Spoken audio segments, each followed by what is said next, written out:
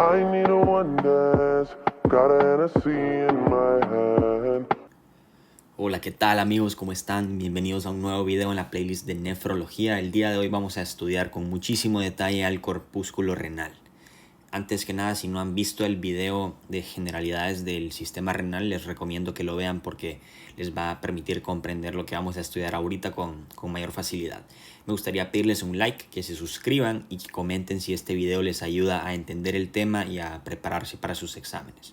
Muy bien, entonces ahora sí empecemos. El corpúsculo renal. ¿Qué es el corpúsculo renal? Pues esto es un término que se utiliza para abarcar dos estructuras diferentes. Una de ellas es el glomérulo y otra de ellas es la cápsula de Bowman. Entonces, cuando uno dice el corpúsculo renal, se sobreentiende que estamos hablando acerca del glomérulo y de la cápsula de Bowman al mismo tiempo.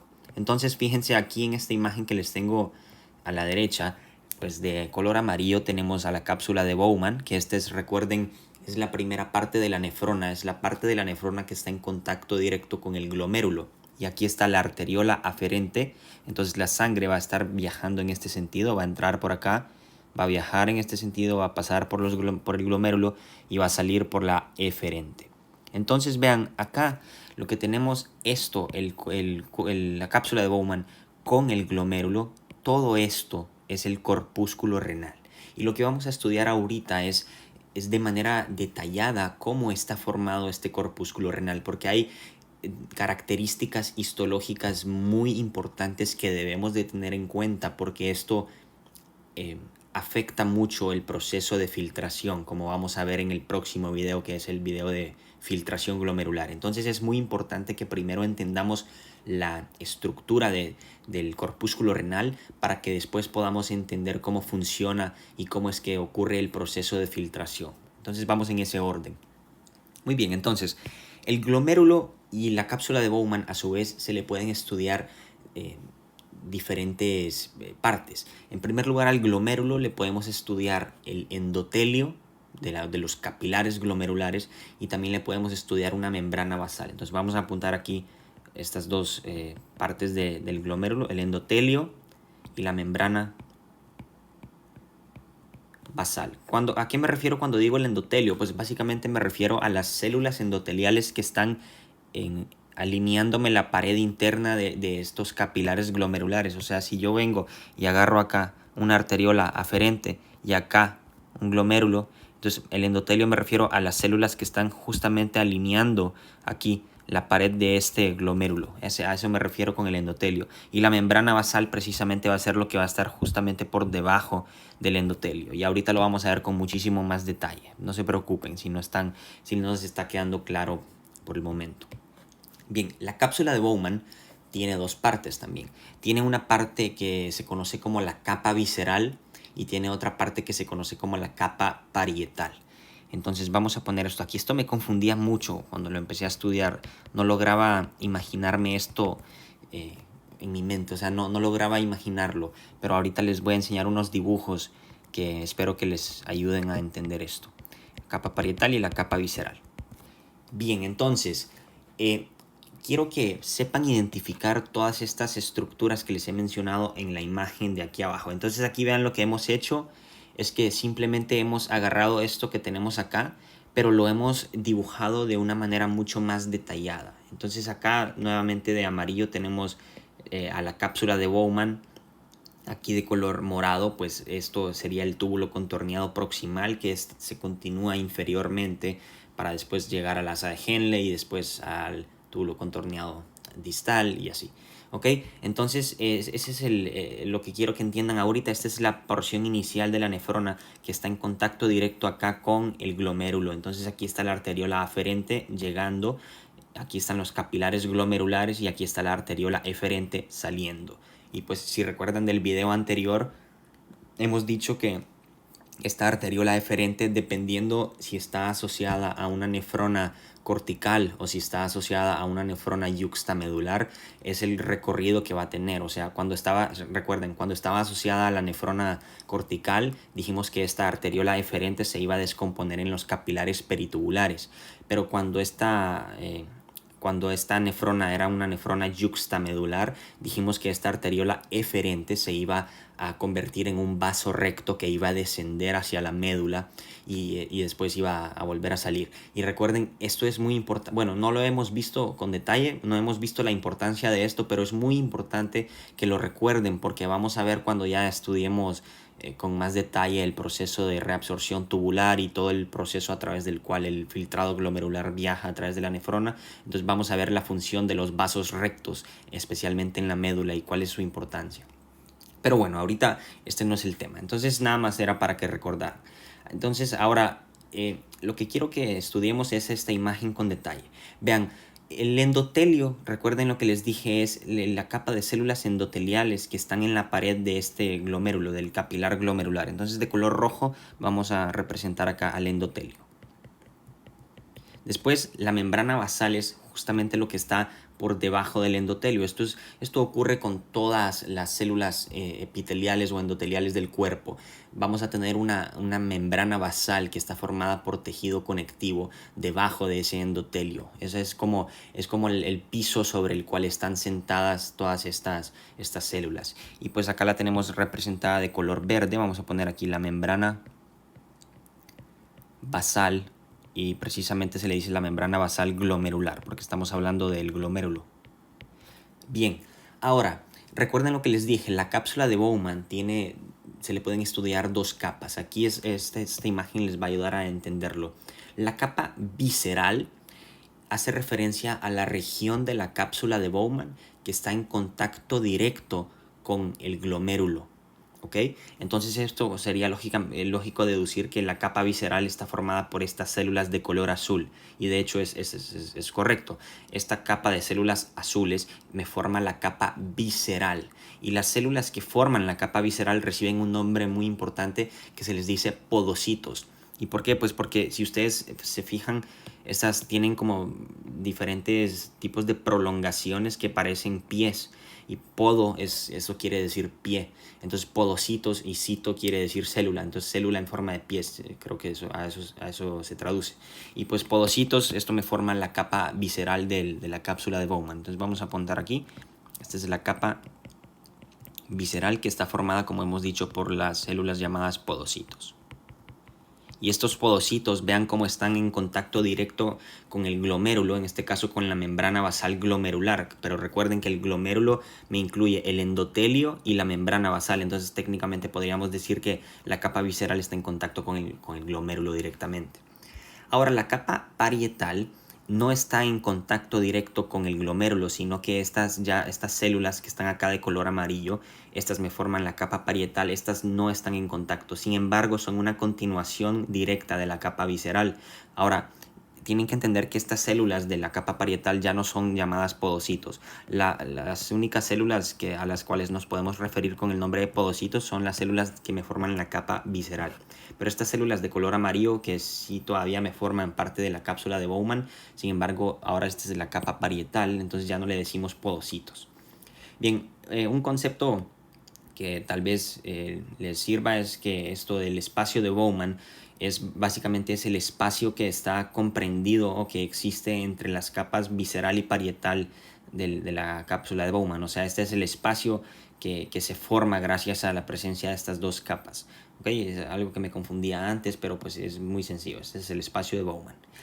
Y pues entonces espero que ya sepan identificar todas las partes del corpúsculo renal, que recuerden, el corpúsculo renal es el glomérulo y la cápsula de Bowman, que a su vez el glomérulo se divide en el endotelio y en la membrana basal, y la cápsula de Bowman en la capa visceral, que está formada por los podocitos, y la capa parietal, que está formada acá por una continuación. Sin embargo, estos ya no son podocitos, y la capa parietal, vean cómo se continúa inferiormente con las células del túbulo contorneado proximal. Bien, entonces espero que esté quedando claro. Ahora lo que vamos a hacer en lo que resta de este video es que vamos a estudiar cada una de estas partes. O sea, vamos a estudiar al endotelio, vamos a estudiar la membrana basal, vamos a estudiar la capa visceral y vamos a estudiar la capa parietal. con detalle. ¿Por qué? Porque es importante entender cómo están formadas todas estas partes del corpúsculo renal para entender cómo es que ocurre el proceso de filtración glomerular. Si nosotros no entendemos las características de estas partes del corpúsculo, entonces se nos va a dificultar mucho entender el proceso de filtración. Entonces es por eso que lo voy a ver con detalle. Empecemos con el endotelio. El endotelio, si recuerdan, es una de las partes del glomérulo, y este endotelio se caracteriza por presentar lo que se conocen como fenestraciones. Vamos a poner aquí fenestraciones, que estas básicamente son como pequeñas ventanitas que están básicamente en las células. Entonces, y estas ventanitas, estas fenestraciones miden entre 70 y 100 nanómetros. Y ya vamos a ver la importancia de esto más abajo cuando estudiemos las diferentes sustancias que pueden ser filtradas por el glomérulo. Pero bueno, vean, estas fenestraciones, imagínense que son como unos pequeños canalitos, unas ventanitas que conectan un lado del... En este caso aquí estaría pues la sangre, o sea, este sería el lumen del vaso sanguíneo, y pues acá estaría obviamente la membrana basal por abajo de verde. Entonces vean cómo las fenestraciones lo que hacen es que permiten que las cosas que están en la sangre, algunas de las cosas del plasma especialmente, puedan cruzar a través de este endotelio. Por eso se dice que presenta fenestraciones, y esto es muy importante. ¿Por qué? Porque vean, a ver, les voy a platicar un poquito para motivar esta discusión. En la filtración glomerular, básicamente lo que estamos haciendo, el objetivo de todo esto, que si recuerdan en el video anterior les dije que el riñón tiene 4 funciones, 4 categorías, o sea, diferentes funciones. Tiene funciones excretoras, tiene funciones reguladoras, tiene funciones metabólicas y tiene funciones endocrinas. Si consideramos en este caso las funciones excretoras y reguladoras, pues en este caso es que vamos a observar que juega un papel muy importante la filtración glomerular. ¿Por qué? Porque vean, la filtración glomerular es básicamente el proceso a través del cual, a ver, déjenme cambiar de color, es el proceso a través del cual los componentes del plasma, ¿okay?, que están acá, van a poder pasar hacia la cápsula, hacia el espacio de Bowman, ¿ok? Vean, filtración simplemente se define como el proceso a través del cual las cosas que están en la sangre pueden filtrar, pueden cruzar hacia el espacio de Bowman para entrar en la nefrona y ahora llamarse filtrado glomerular. ¿Y cuál es el objetivo de esto? Pues los riñones lo que hacen es que permiten que este filtrado glomerular, que es básicamente el líquido que ahora está dentro del espacio de Bowman, permiten que o sea, lo que hacen es que analizan este líquido conforme fluye a lo largo de toda la nefrona, y lo que hacen es que van a ir modificándolo, o sea, van a ir reabsorbiendo diferentes electrolitos, van a ir... o sea, van a ir modificando la composición de este filtrado glomerular dependiendo de las necesidades del cuerpo. Entonces vean, la filtración en esencia es lo que permite que esto suceda, porque si no hubiese filtración, esto significa que las cosas que están aquí nunca podrían pasar hacia la nefrona. Entonces la filtración es como la puerta que permite la entrada de todas aquellas sustancias del plasma que pasen hacia la nefrona, y por lo tanto se pueda llevar a cabo esta función importante del riñón, que son las funciones reguladoras y excretoras. Bien, entonces espero que ya medio entiendan el motivo por el cual es tan importante entender esto. Y pues estas son las fenestraciones que, como les he dicho, son las que permiten que las sustancias de la sangre puedan cruzar. Entonces, por ejemplo, no sé, si consideramos agua, sodio, potasio, no sé, glucosa, aminoácidos, todas estas sustancias van a poder cruzar a través de estas fenestraciones, y después vamos a tener que cruzar la membrana basal, y después vamos a tener que cruzar la membrana, la capa visceral, como vamos a ver ahorita. Entonces esas son las barreras, pero bueno, vamos paso a paso. Entonces el endotelio, con esto terminamos, 70 a 100 nanómetros. Recuerden, esto es importante. Después, la siguiente barrera que tenemos es la membrana basal. Entonces, ¿por qué? Porque tenemos acá el endotelio, después de color verde acá está la membrana basal. Y esta membrana basal, si estudiamos con detalle su estructura, vamos a ver que está en realidad compuesta por 3 capas, 3 diferentes láminas, se les dice, ¿ok?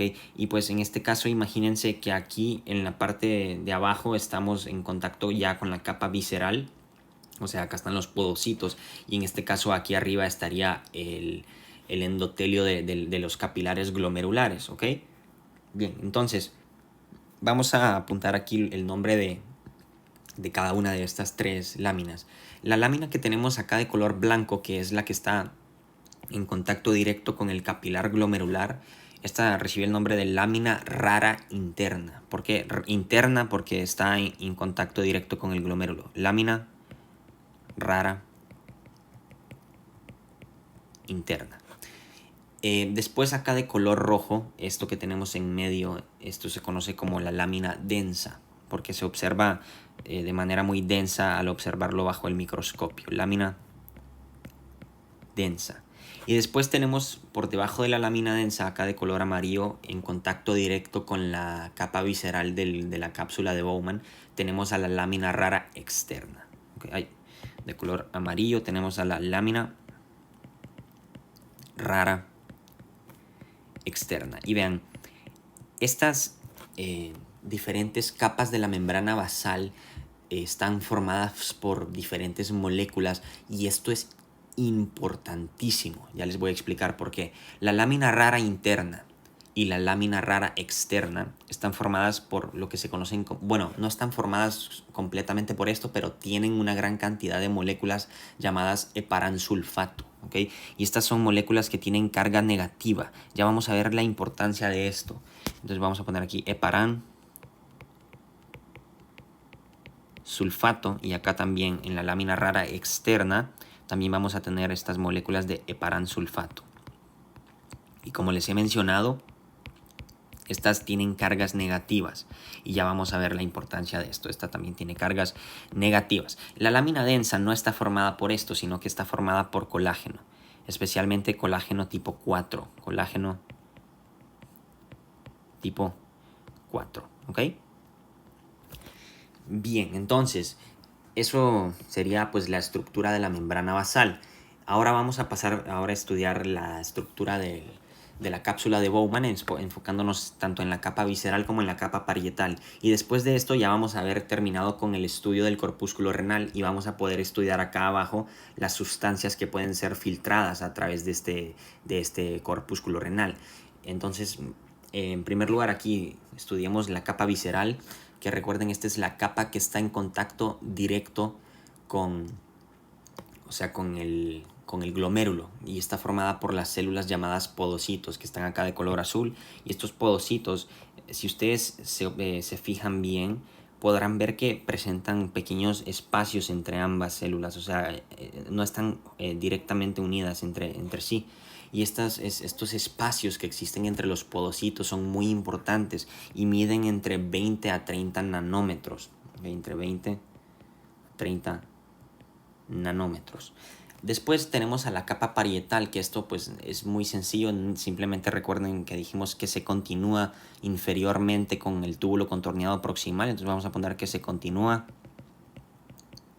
inferiormente con el túbulo contorneado proximal. Vamos a poner con el TCP. Y otra cosa es que, si recuerdan, aquí ya no nos referimos a estas como podocitos. Estas células ya no me forman podocitos, sino que son simplemente las células de la capa parietal. Y pues bueno, eso sería la estructura del corpúsculo renal con detalle. Para recapitularlo, vean, vamos aquí a esta imagen. Tenemos la arteriola aferente, tenemos el glomérulo, tenemos acá la arteriola eferente. Por debajo está la membrana basal, y estos dos, el endotelio y la membrana basal, me forman el glomérulo. Después tenemos la capa visceral, que está formada por los podocitos, y después tenemos la capa parietal. Si recuerdan, en el endotelio del glomérulo tenemos fenestraciones, que son unos pequeños huequitos que miden entre 70 a 100 nanómetros. Después tenemos a la membrana basal, que está formada por tres láminas, que está la lámina rara interna, que es la parte que está en contacto con el endotelio del capilar glomerular. Tenemos la lámina densa y tenemos la lámina rara externa. Estas dos, la lámina rara interna y la externa, están formadas por moléculas de heparansulfato que tienen cargas negativas, mientras que la lámina densa está formada por colágeno tipo 4. Es importante que recuerden esto, porque existen enfermedades autoinmunes en las que se forman autoanticuerpos contra estas moléculas de colágeno. Bien, entonces, bueno, ahora sí. Bueno, y otra cosa, los podocitos tenían pues estos espacios de entre 20 a 30 nanómetros, que esto también es muy importante. Y pues si quieren recordarlo, también existe una proteína que está básicamente aquí entre los podocitos. La vamos a representar acá de color amarillo, que se conoce como la nefrina. Si lo quieren recordar, también es importante. Bien, entonces ahora sí ya vamos a estudiar las sustancias que pueden ser filtradas. Vean, voy a volver a explicarles el objetivo de todo esto. Recuerden que la filtración es el proceso a través del cual los componentes del plasma pueden pasar hacia la nefrona. Entonces nosotros obviamente vamos a querer filtrar diferentes cosas. Sin embargo, no vamos a querer que todo se salga de la sangre. ¿Ok? O sea, por ejemplo, yo no quiero que se salgan mis células de la sangre, como los eritrocitos, mis plaquetas. Yo no quiero que eso se salga y que yo lo pierda en la orina. Claro que no. Eso se tiene que quedar en la sangre. Yo no quiero que se salgan mis proteínas plasmáticas, como las globulinas, la albúmina, el fibrinógeno. Yo no quiero que mis anticuerpos, o sea, yo no quiero que nada de esto salga en la orina. Entonces deben de haber mecanismos que son precisamente todos los que ya hemos visto y los vamos a volver a ver acá. Estos mecanismos permiten que se dé una adecuada filtración y que se evite pues la filtración de cosas que no deberían de ser filtradas. Entonces vean, vamos a recapitular acá con las 3 barreras que tenemos. En primer lugar dijimos que tenemos las fenestraciones del endotelio. ¿Y por qué estas son barreras? Precisamente porque tienen un tamaño. Recuerden que tenía un tamaño de 70 a 100 nanómetros. Esto quiere decir que todas aquellas moléculas que sean mayores en tamaño a 100 nanómetros, esto quiere decir que no van a poder cruzar por las fenestraciones. Y es precisamente por este motivo que algunas de las proteínas plasmáticas y las células de la sangre no pueden cruzar, precisamente porque no tienen el tamaño lo suficientemente pequeño como para caber a través de estas fenestraciones. Entonces simplemente, aunque traten de cruzar, no van a entrar y se van a seguir por su camino en la sangre. Esa es la primera barrera. Después tenemos la membrana basal, que recuerden, la membrana basal está formada especialmente en las 2 capas, la interna y la externa, tienen moléculas de paransulfato que le brindan una carga negativa. Y esto es otro mecanismo de regulación de las sustancias que van a ser filtradas. Y después, por último lugar, tenemos a los podocitos, que si recuerdan habíamos dicho que tenían un espacio entre ellos que es de aproximadamente entre 20 a 30 nanómetros. ¿Ok? Y entonces ahora sí, en la sangre, ¿cuáles son los componentes de la sangre? Tenemos que entender esto antes de estudiar pues, las sustancias que pueden ser filtradas. Pues la sangre está formada por 2 cosas. Está formada por células, que este es el componente sólido de la sangre, y está formada por plasma, que este es el componente líquido. En el plasma vamos a tener básicamente diluidas diferentes sustancias. Vamos a tener flotando básicamente como en una piscina a una gran cantidad de cosas. En primer lugar tenemos iones. ¿Okay? Tenemos a los iones, tenemos a las proteínas, tenemos a los nutrientes, tenemos productos de desecho metabólico, tenemos hormonas, tenemos lo que ustedes se quieran imaginar. Entonces vean, acá tenemos en primer lugar proteínas, vamos a poner, tales como lo pueden ser, pues vamos a mencionar las más importantes, especialmente la albúmina.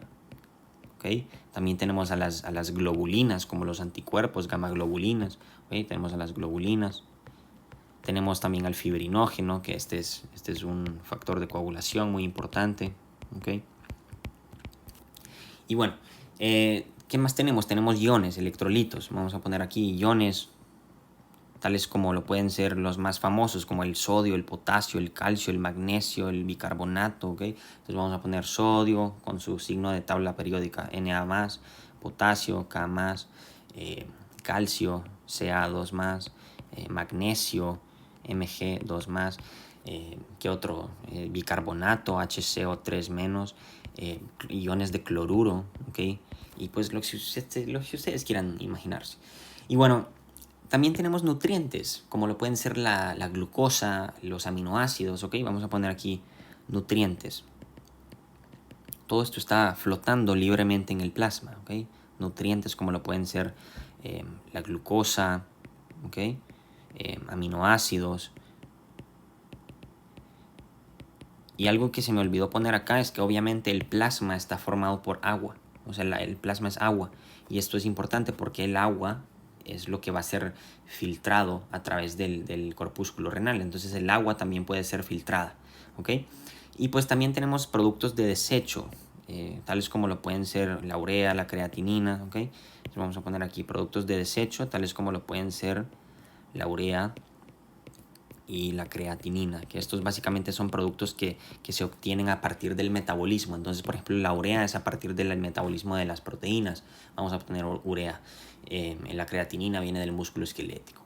Y bueno, entonces, ahora, de todo esto, ¿qué son las cosas que sí pueden cruzar las membranas o sea, qué son las cosas que pueden cruzar la membrana del endotelio del corpúsculo renal y por lo tanto pasar hacia el espacio de Bowman? No todas estas sustancias que les he puesto acá, o sea, por ejemplo las proteínas, estas no pueden cruzar, las células no pueden cruzar, y entonces ahorita vamos a entender por qué.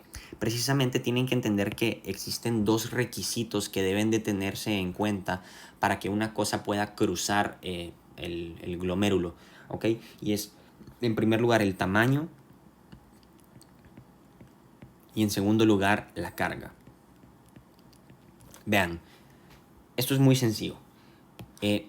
Como ya les he mencionado previamente, tenemos aquellas barreras como lo son las fenestraciones y los podocitos, que son barreras muy pequeñas que miden entre 70 a 100 nanómetros y aquí entre 20 a 30 nanómetros. Esto quiere decir que todas aquellas moléculas de alto peso molecular, o sea, que sean grandes y que sean mayores a esto, no van a poder cruzar. Entonces, como por ejemplo las células son demasiado grandes como para poder cruzar, entonces vamos a poner aquí una X, porque las células no pueden ser filtradas, y especialmente cuando existe una filtración de células, esto es patológico y esto hace que aparezcan glóbulos rojos, por ejemplo, en la orina. Esto se conoce como hematuria y esto está mal, esto no es normal. Después, ahora vamos a estudiar aquí el plasma. Pues el plasma dijimos que está formado por agua. El agua sí puede cruzar, ¿ok? Las moléculas de agua tienen el tamaño adecuado para caber entre las fenestraciones, para cruzar a través de los podocitos, y también tienen la capacidad de vencer las cargas negativas de la membrana basal. Entonces el agua también sí puede ser filtrada. Vamos a poner aquí un check. Esta sí puede. Las proteínas. Las proteínas no pueden ser filtradas. ¿Por qué? Porque las proteínas plasmáticas tienen un peso molecular elevado. Entonces esto significa que no van a cruzar a través de las fenestraciones ni de los podocitos. Ahora, algo que me gustaría aclarar es que la albúmina en realidad tiene un peso molecular lo suficientemente bajo como para cruzar las fenestraciones, ¿ok? Pero aquí entra en juego la importancia de la membrana basal. Tienen que entender que las proteínas plasmáticas suelen tener cargas negativas, ¿ok?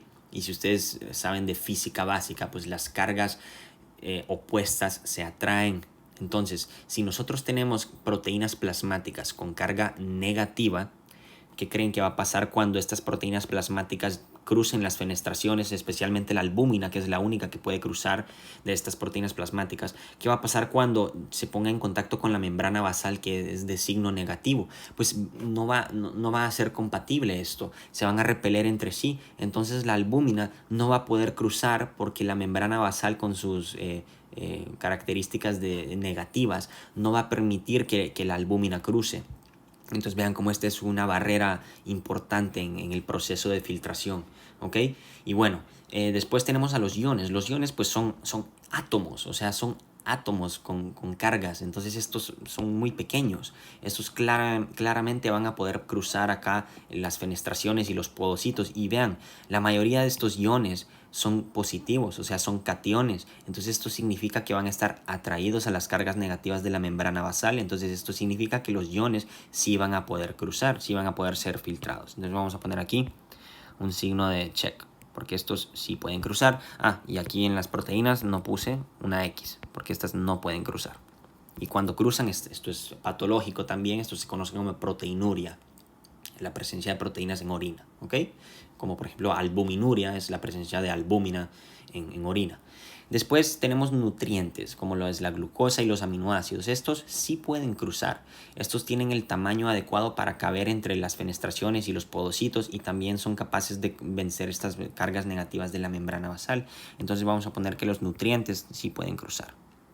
Y en último lugar, acá tenemos a los productos de desecho metabólico, la urea, la creatinina. Estos también pueden cruzar, ¿ok? Entonces vean cómo aquí todas estas sustancias que les he mencionado, que las vamos a representar aquí como puntitos de color blanco. Todas aquellas sustancias que les mencioné, como el agua, los iones, los nutrientes y los productos de desecho. Hay otras cosas, pero estos son los más importantes. Van a poder cruzar primero el endotelio a través de las fenestraciones, después la membrana basal y después los podocitos. Y van a alcanzar aquí el espacio de Bowman y después van a empezar a descender y van a alcanzar el túbulo contorneado proximal. Y aquí es donde ya vamos a iniciar con el proceso de reabsorción tubular y todo eso. Pero bueno, eso tendrá sus propios videos. Y bueno, pues eso sería todo. En el próximo video lo que vamos a estudiar va a ser la filtración glomerular, pero ahora con muchísimo detalle. Vamos a estudiar las fuerzas físicas que determinan el movimiento de las cosas en un sentido. O sea, vamos a estudiar las fuerzas de Starling, la presión hidrostática, la presión coloidosmótica, todo eso. Vamos a ver qué es la tasa de filtración glomerular, qué es el coeficiente de filtración, todo eso, ¿ok? Entonces, si les interesa, ahí los veo en el próximo video y espero que les haya servido este. Les pido un like, que comenten y se suscriban y pues nos vemos. Chao.